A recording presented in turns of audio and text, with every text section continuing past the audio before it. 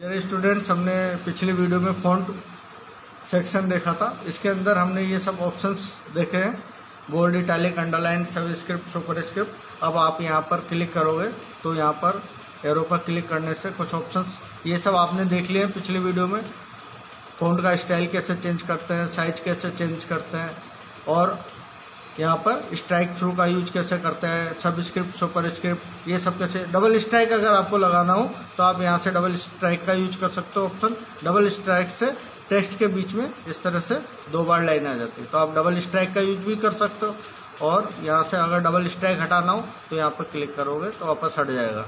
इसी तरह से यहाँ पर एक एडवांस के अंदर करेक्टर स्पेसिंग का ऑप्शन होता है। इससे आप करेक्टर के बीच का स्पेस बढ़ा सकते हो। यहाँ पर ये दिखा रहा है करेक्टर के बीच का स्पेस आपको जैसे 80% क्या करना है, आपको एक्सपेंड करना है। एक्सपेंड में कितने पॉइंट्स एक्सपेंड करना है, उतने पॉइंट्स आप बढ़ाते जाओ। तो आप यहाँ देख रहे हो करेक्टर के बीच उतना स्पेस बढ़ता जा रहा है। ओके करोगे तो आप यहाँ पर देख रहे हो करेक्टर के बीच इतना स्पेस हो गया। तो इस तरह से हम करेक्टर के बीच का करेक्टर के बीच स्पेस क्रिएट कर सकते हैं। ये आपने यहाँ पर फ़ॉन्ट सेक्शन देखा। नेक्स्ट है पैराग्राफ सेक्शन।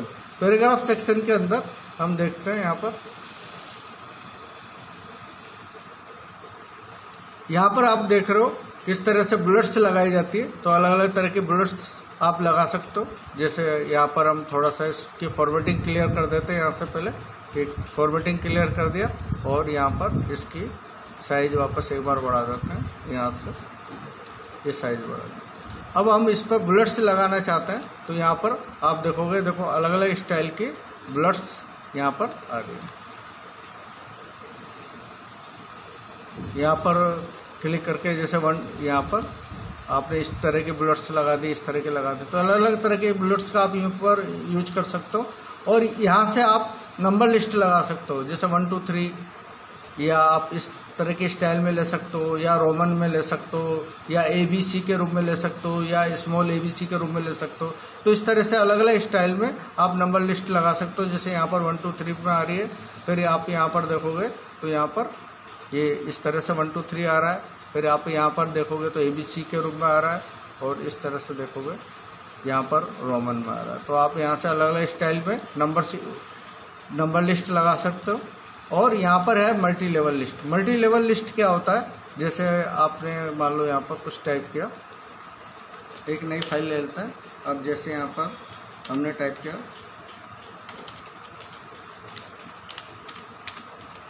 कंप्यूटर कोर्स से RSCIT Tally DCA PGDCA BCA MCA, ये हमने कुछ टाइप कर दिया। अब यहाँ पर इसको थोड़ा बड़ा कर देते हैं, साइज सेलेक्ट करके यहाँ से साइज बढ़ा दिया। अब यहाँ पर RSCIT इस पे हम नंबर लिस्ट लगा रहे हैं, तो यहाँ पर जा करके और यहाँ से 1 2 3 ये आपने ले लिया 1 2 3। अब RSCIT में क्या क्या कोर्सेज हैं इसके बारे में हम बताना चाहते हैं। इसके सब पॉइंट्स क्रिएट करना चाहते हैं। इसके लिए मल्टी लेवल लिस्ट लेंगे तो यहाँ से आप ले सकते हो। जैसे ये ले लिया। अब आपको क्या करना है, एंटर दबाना है और टैब की का यूज करना है। ये टैब की होती है, यहाँ पर आप देखोगे ये टैब की है। तो एंटर दबाने के बाद आपको टैब की प्रेस करना है, और यहाँ पर सब पॉइंट्स आ गए आपके। 1.1 क्या क्या आता है इसमें, MS Word, Excel, PowerPoint. यहाँ पर दोनों के बीच का स्पेस आप खत्म करना हो तो डिलीट की का यूज कर सकते हैं। एग्जाम में पूछा भी जाता है डिलीट की के बारे में, कि आपको अगर लेफ्ट साइड के कैरेक्टर डिलीट करने हैं तो कौन सी की का यूज करते हैं, राइट साइड के कैरेक्टर डिलीट करना है तो कौन सी की का यूज करते हैं। जैसे यहाँ पर हमारा कर्सर है और हम लेफ्ट साइड के कैरेक्टर डिलीट करना चाहते हैं तो बैक स्पेस का यूज करते हैं। ये भी एग्जाम में पूछा जाता है। अब यहाँ पर आप बैक स्पेस देख सकते हो, ये आपके बैक स्पेस की है। यहाँ पर ये बैक स्पेस की है, और डिलीट की आपको यहाँ पर नजर आएगी, ये डिलीट की है। ये बैक स्पेस है और ये डिलीट है। ठीक है। तो अगर आपको बाई और के अक्षर डिलीट करने हो तो बैक स्पेस की का यूज करते हैं। और दाईं ओर के अक्षर डिलीट करने हो तो आप डिलीट की का यूज करते हैं। तो ये भी एग्जाम में पूछ लिया जाता है, आपको इसका ध्यान रखना है। अब यहाँ पर हम देख रहे थे मल्टी लेवल पॉइंट्स का कैसे यूज कर सकते हैं। तो इसमें क्या क्या RSCIT में क्या क्या कोर्स है, MS वर्ड है, एक्सेल है, पावर पॉइंट। तो ऑटोमेटिक इसके सब पॉइंट्स आते जा रहे हैं। इंटरनेट, डिजिटल सर्विसेज, इस तरह से हम जो है इसके सब पॉइंट्स यूज कर सकते हैं। अगर आपको आगे नहीं चाहिए तो आप यहाँ पर जा कर के मल्टी लेवल लिस्ट के अंदर नन कर दें। तो अब नीचे की लाइन आपको ऊपर लेनी है, गैप आ रहे हैं यहाँ पर, तो आप डिलीट की का यूज करेंगे।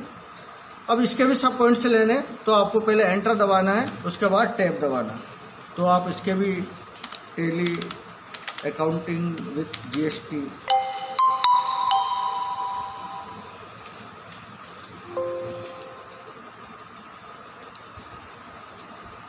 टैली अकाउंटिंग,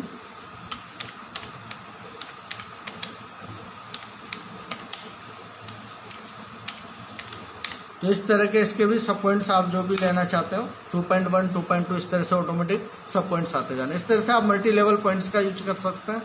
इसके बाद आप यहाँ पर देख रहे हो कि इस तरह के पॉइंट्स यहाँ पर आ रहे हैं। हम चाहते हैं कि इसके भी सब पॉइंट्स आ जाएं, MS वर्ड के भी सब पॉइंट्स लेना चाहते हैं, तो आप यहाँ पर क्लिक करके और एंटर दबाकर वापस क्या दबाएंगे, टैब दबाएंगे। तो देखो यहाँ पर 1 के सब पॉइंट्स है 1.1 और इसके अंदर भी 1.1.1। तो यहाँ पर आप लिख भी सकते हैं डॉक्यूमेंट राइटिंग, जो भी आप MS वर्ड के अंदर करते हैं। तो इस तरह से आप एंटर दबाते जाओगे तो इसके भी सब पॉइंट्स आते चले जाएंगे। और आप इसका स्टाइल चेंज करना चाहते हो, अभी ये आपका ये जो स्टाइल नज़र आ रहा है आपको, अभी आप यहाँ पर देखोगे मल्टी लेवल में आप इस तरह का स्टाइल लेना चाहते हो, 1 के अंदर ए के अंदर 1, देखो तो यहाँ पर इसका स्टाइल चेंज हो गया। और यहाँ पर आप अगर इस तरह का स्टाइल लेते हो तो यहाँ पर आपको इस तरह का स्टाइल नज़र आ रहा है। तो इस तरह से जो है आप मल्टी लेवल पॉइंट्स का यूज कर सकते हो। इसके बाद यहाँ पर आपको इंडेंट का ऑप्शन नज़र आ रहा है, decrease indent, increase indent. Indent क्या होता है, आप यहाँ पर देखोगे यहाँ एक स्केल ऊपर नज़र आएगा आपको। अगर स्केल नज़र नहीं आ रहा है तो आप यहाँ पर क्लिक करके स्केल ला सकते हो या हटा सकते हो। अब ये लेफ्ट इंडेंट कहलाता है और ये राइट इंडेंट है। इसमें हमने ये 2 स्केल हैं, ऊपर और नीचे। तो ये ऊपर वाला यहाँ पर रखा, नीचे ये रखा और राइट में यहाँ पर रखा। अब यहाँ पर ऊपर वाले स्केल में आप पहली लाइन जो टाइप करोगे वो यहाँ से स्टार्ट होगी, नीचे की बाकी सभी लाइन यहाँ से स्टार्ट होंगी और राइट में आप कहाँ तक टाइप कर सकते हो, ये राइट इंडेंट। इसके लिए हमने राइट इंडेंट सेट कर रखा है। तो यहाँ से आप कुछ भी टाइप कर रहे हो तो यहाँ पर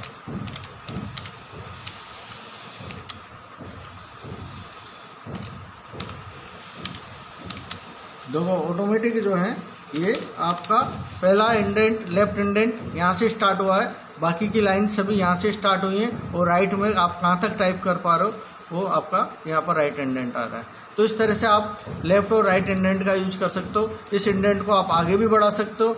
इसके लिए यहाँ पर ऑप्शन नजर आ रहा है इंक्रीज इंडेंट। तो इंक्रीज इंडेंट के द्वारा ये इंडेंट आपका आगे की ओर मूव कर रहा है और डिक्रीज इंडेंट से आपका इंडेंट पीछे की तरफ आ रहा है।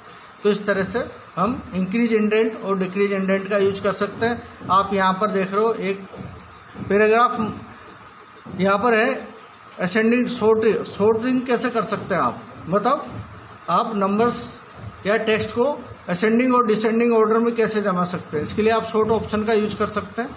जैसे आपके ये नंबर्स हैं, इसको आपको डिसेंडिंग ऑर्डर में जमाना है या आपको यहाँ पर कुछ टाइप कर लेते हैं। जैसे यहाँ पर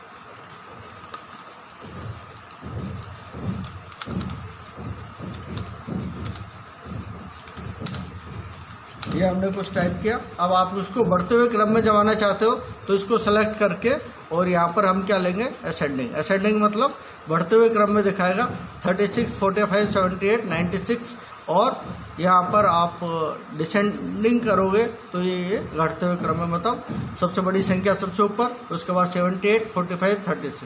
इस तरह से हम असेंडिंग डिसेंडिंग ऑर्डर का यूज कर सकते हैं। आप चाहो तो इसको टेक्स्ट में भी यूज कर सकते हो। आपने कुछ भी टाइप कर दिया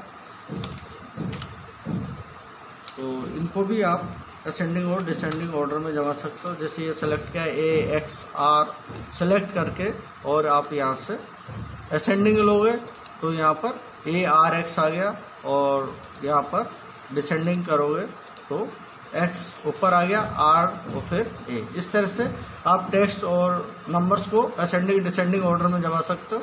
इसके बाद ये पैराग्राफ मार्क है। पैराग्राफ मार्क क्या बताता है? एक तो इससे आप कोई भी फाइल छुपी हुई है उसको शो कर सकते हो। दूसरा, आपका पैराग्राफ कहाँ पर खत्म हो रहा है वो उसका इंडिकेशन भी आप इससे ले सकते हो। जैसे आपने यहाँ पर पैराग्राफ क्या होता है, आप कुछ भी टाइप कर रहे हो तो जब तक आप टाइप कर रहे हो, जब तक आप एंटर प्रेस नहीं करोगे, ये एक ही पैराग्राफ कहलाएगा। आप टाइप करते जा रहे हो, ये एक ही पैराग्राफ है।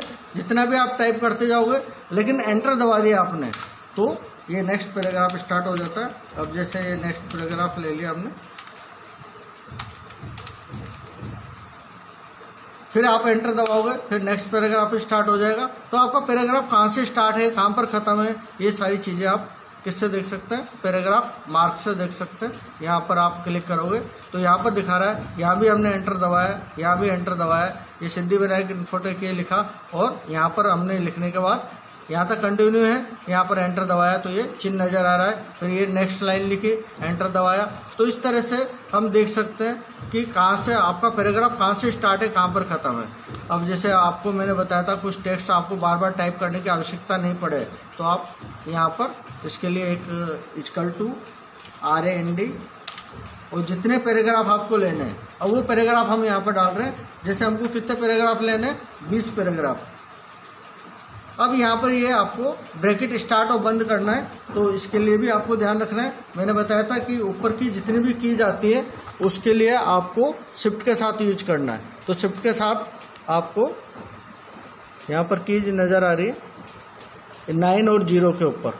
तो 9 और 0 के ऊपर जो कीज है, जो ब्रैकेट्स हैं, वो आपको तभी नज़र आएंगे, तभी आप इनका यूज कर सकते हो जब आप शिफ्ट के साथ इनका यूज करोगे। तो शिफ्ट दबा के रखना है। अब यहाँ पर इक्वल टू RAND 20, मतलब कितने पैराग्राफ आपके पास आ गए? 20 आ गए। अब आपको बार बार टाइप करने की आवश्यकता नहीं है। आप जो भी टेक्स्ट की फॉर्मेटिंग के लिए टूल्स यूज करना चाहते हो आप इस पर यूज कर सकते हो। अब हम यहाँ पर पैराग्राफ मार्क देख रहे हैं, तो ये देखो यहाँ पर ये पैराग्राफ यहाँ से स्टार्ट है, यहाँ पर ख़त्म है।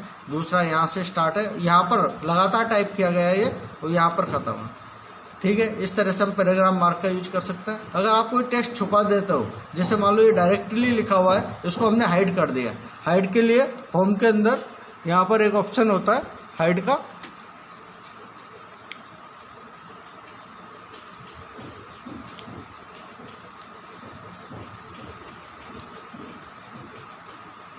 Hidden options.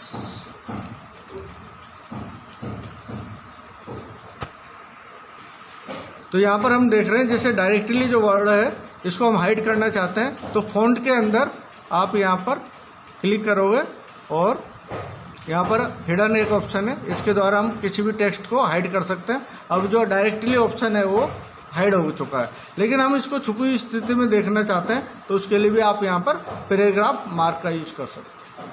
तो ये देखो डायरेक्टली आपको नज़र आ रहा है छुपी हुई स्थिति में। वापस पैराग्राफ मार्क हटाओगे तो वापस छुप जाएगा।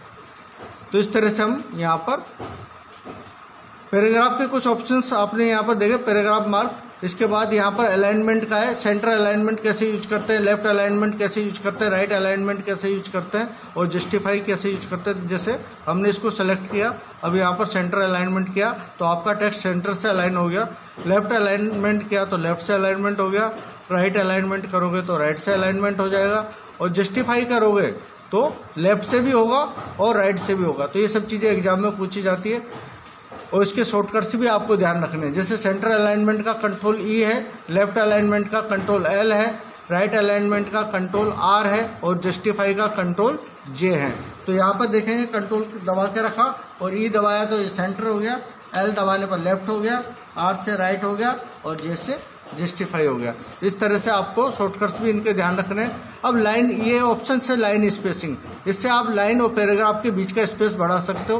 कितना बढ़ाना है आपको? 1.5, 2, 2.5, 3, जितना भी लाइन स्पेसिंग करना है यहाँ से कर सकते हो। यह देखो, इससे लाइन का स्पेस आपका कम ज़्यादा हो रहा है।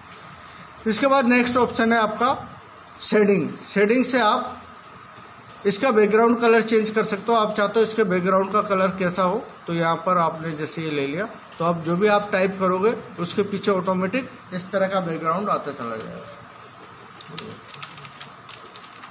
इस तरह से आप बैकग्राउंड कलर सेट कर सकते हो, और बैकग्राउंड हटाना चाहो तो सेलेक्ट करके और आप यहाँ पर नो कलर कर दोगे, तो ये आपका बैकग्राउंड इससे रिमूव हो जाएगा।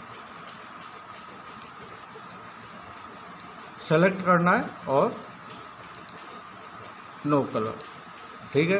यहाँ बॉर्डर का ऑप्शन सेलेक्ट हो गया, इसलिए यहाँ पर बॉर्डर लग गया है, तो अब बॉर्डर भी हटाना है, तो हम क्या कर देंगे, इसको सेलेक्ट करके और यहाँ पर बॉर्डर से जाकर और क्या कर देंगे, नो बॉर्डर।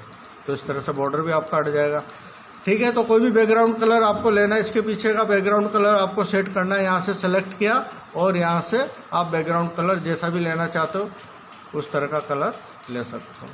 इसके बाद है बॉर्डर। आप किस तरह की बॉर्डर्स लगा सकते हो, जैसे इन सब टेक्स्ट पे आपको बॉर्डर लगाना है, तो यहाँ पर आप यहाँ से सेलेक्ट किया और टॉप मतलब ऊपर की तरफ बॉर्डर लगाना चाहते हो, लेफ्ट की तरफ लगाना चाहते हो, राइट की तरफ लगाना चाहते हो, या चारों तरफ लगाना चाहते हो, ऑल बॉर्डर, तो यहाँ पर देखो चारों तरफ आपका टेक्स्ट जो है बॉर्डर के अंदर आ जाएगा। जो जो आपने सेलेक्ट किया है वो मैटर बॉर्डर में, जैसे आपको ये लेना है तो उसको सेलेक्ट करके ये हमने ऑल बॉर्डर कर दिया। तो जैसा भी लेना चाहो, अगर आप एक ही तरफ बॉर्डर यूज करना चाहते हो, जैसे ये सेलेक्ट किया, अगर आप केवल टॉप बॉर्डर